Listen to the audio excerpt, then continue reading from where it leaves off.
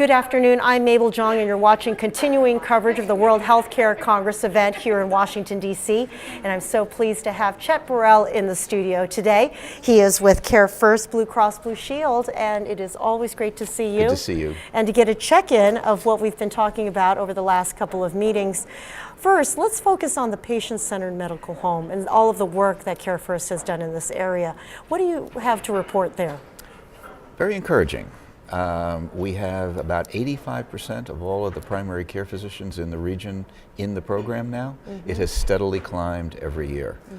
We've had only a handful drop out. Mm-hmm. We have over 1.1 million people now in the program, mm-hmm. and probably $5 billion a year flowing through the program. So it is a large regional program now. It started fairly large, it has gotten bigger and more popular. The main thing I would say is that we, like other areas of the country, have seen a dramatic drop in the rise of healthcare costs. So this area always saw in the 8 to 10% increase range every year. We're seeing now 3 to 3.5 for the third year running. That's very encouraging. It is encouraging. Without denying coverage, without making it difficult for people, without massive cost shifts to them. This has been done through incentives, essentially. And what do you attribute those lower numbers to? More attentiveness and support with the primaries on people with multiple chronic diseases. Mm-hmm. They run up most of the cost. It goes on because it's chronic. They are often in and out of the hospital repeatedly or into the ER. They typically are on multiple drugs. Multiple imaging, multiple specialists, multiple lab, and that requires coordination. And so we've introduced a considerable amount of care planning in support of people with chronic disease, led by the primary. The primary is the one that approves the care plan. We assign a nurse to the practice that they do not have to pay for, on a system that they don't have to pay for, on a database that they don't have to pay for, and it tracks the patient over time for them and is available 24/7. Mm-hmm. So if somebody is in a care plan and they're likely to break down, get confused, get depressed, not comply, the nurse is quick to pick it up mm-hmm. and to coach them through that. You can't necessarily cure the chronic disease, but you can stabilize the patient over time. And what we think that leads to is a lower overall cost for everyone. The average admission for us is $28,000 per admission. So if you can have fewer admissions by keeping people more stable at home, you get an overall better cost result, but you also get a better quality result. Now, on the subject of cost, CareFirst has taken a very active role in payment reform. Yes. So what is being done in this area, and what have you found to be some of the important aspects of that you're focusing on? The most important thing, I think, there's several things. Mm-hmm. We have, first of all, we establish a global capitated target for teams of primary care physicians. So if you pick a primary in a team, and there's 425 teams in the region of primaries, average team is 10 primaries. Mm-hmm. If you pick one within one of those teams, we will globally establish your expected cost of care, given your age, your illness burden, and so on. Mm-hmm. It's the pooling of those targets. It establishes an overall target for the team, and then they're incented to beat it because they share in the savings that they create. Once that idea takes hold, they look for ways to stabilize patients, cut down the sheer number of drugs they're on, make careful decisions about referrals, and it leads to strong incentives and actual results to lower overall healthcare cost.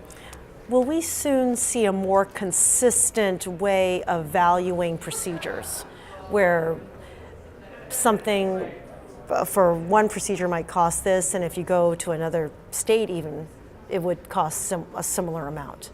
I don't think so. No. Why is that? I wish we could. Yeah.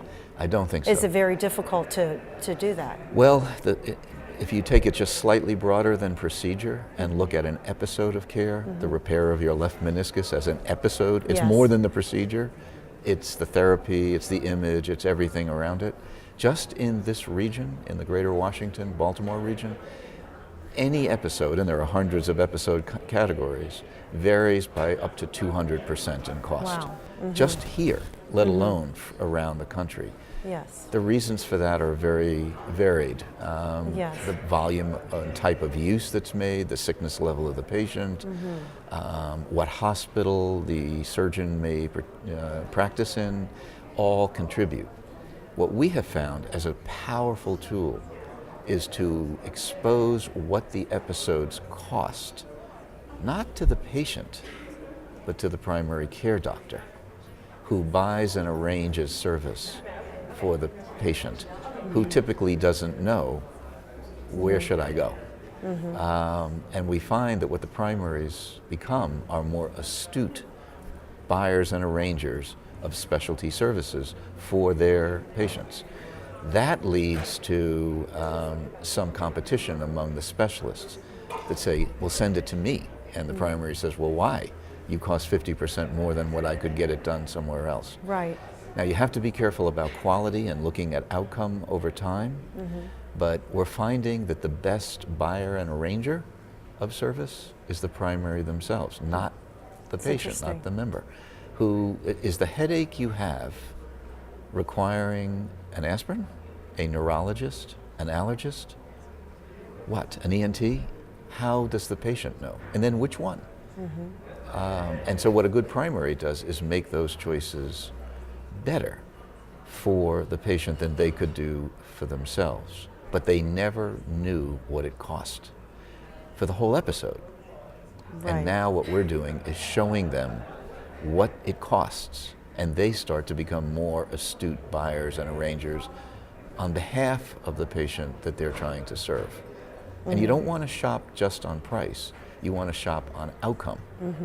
But price is an element, total cost is an element. And what we're finding is that they're quite willing to change referral patterns to the more cost-effective, better outcome specialists. And of course, it all boils down to good information, which you're also trying to send to employers and to get them engaged and to get people really involved in their choices. Correct. How are you doing that at CareFirst?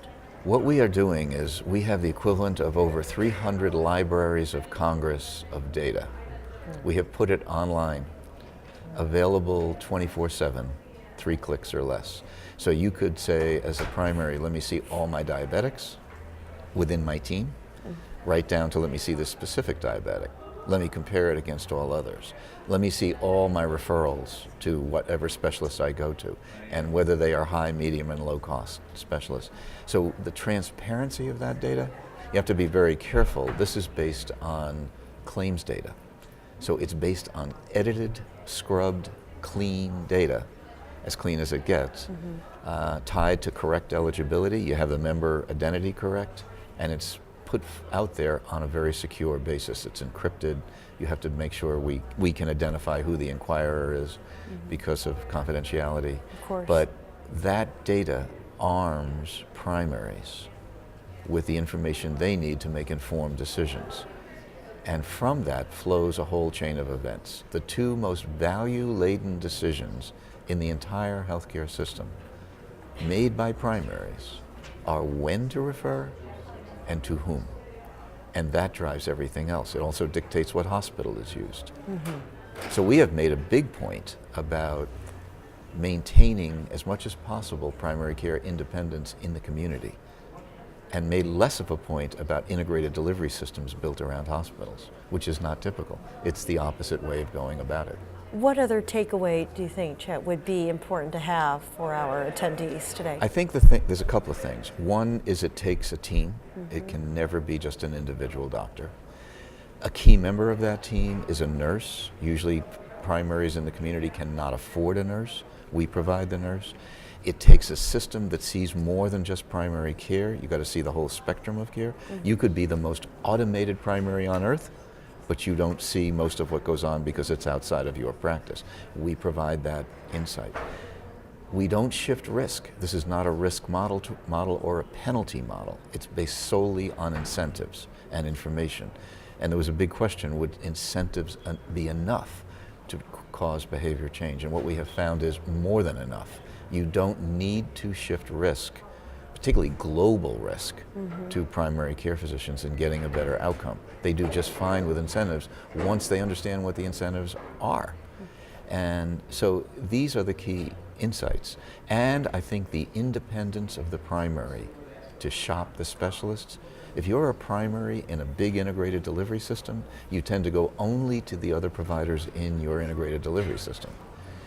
But if you are independent and you can see the whole field and make decisions of where you want to go, you can make more informed decisions, make more cost-effective and higher quality decisions. You're not trapped, if you will, within one system.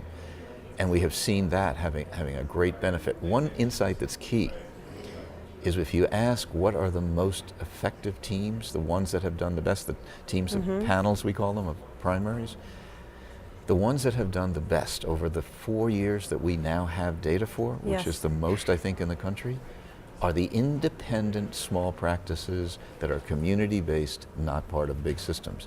And when you ask how much better, 30% better, not 3. On aggregate cost, looking just as good on quality. It's a huge insight. Absolutely. Well, thank you for providing it. We My appreciate pleasure. it. Good to see you. We look forward to seeing you again. Thanks. And I'm Mabel Jong. Thanks for watching.